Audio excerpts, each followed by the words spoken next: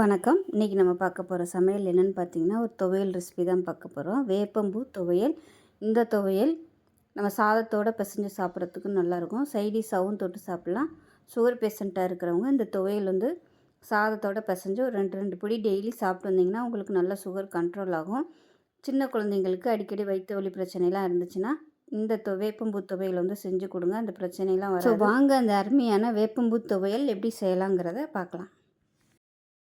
இப்போ ஒரு பேன் எடுத்துக்கலாம். ஒரு 2 டீஸ்பூன் எண்ணெய் விட்டுக்கலாம்.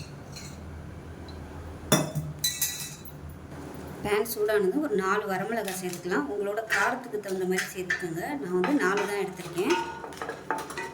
இது நல்லா வறுத்துக்கலாம். இது நல்லா வறுபட்டு வச்சு வேறு பிளேட்டுக்கு மாற்றிக்கலாம்.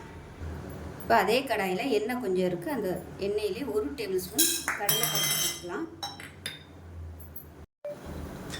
அதே மாதிரி 1 டேபிள் ஸ்பூன் உளுந்து சேர்த்துக்கலாம்.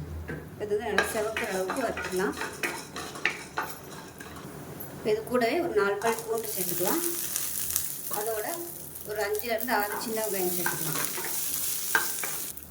இது கூடவே நல்லா ஒரு கைப்பிடி அளவுக்கு கருவேப்பிலை நல்லா கழுவிட்டு எடுத்து வச்சுருக்கேன். இதையும் சேர்த்துக்கலாம்.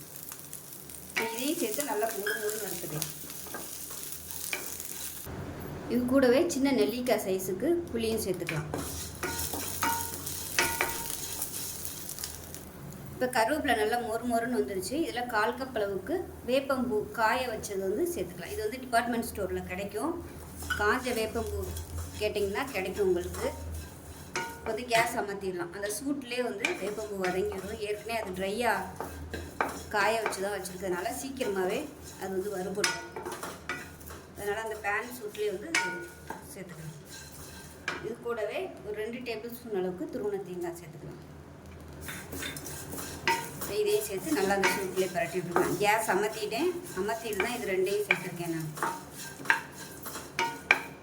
இப்போ நல்லா வறுபட்டுருச்சு. இப்போ இந்த மிளகாயும் சேர்த்துட்றேன். சேர்த்துட்டு இது எல்லாமே நல்லா ஆறட்டும். ஆறுனதுக்கப்புறம் நம்ம அரைச்சிக்கலாம்.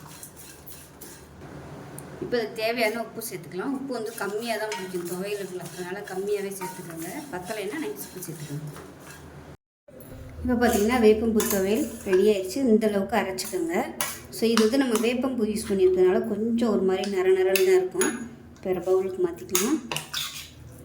நீங்கள் சாதத்தில் போட்டு பரட்டி சாப்பிட்றதுனாலும் சாப்பிட்லாம். கசப்பு இருக்கத்தான் செய்யும். நார்மலாக சாப்பிட்றவங்க கசப்பாக இருக்குன்னு நினச்சிங்கன்னா நீங்கள் கொஞ்சமாக வெல்லம் சேர்த்துக்கோங்க. இல்லை டயபெட்டிக்காக இருந்தீங்கன்னா உங்களுக்கு அந்த வெல்லம் தேவையில்லை.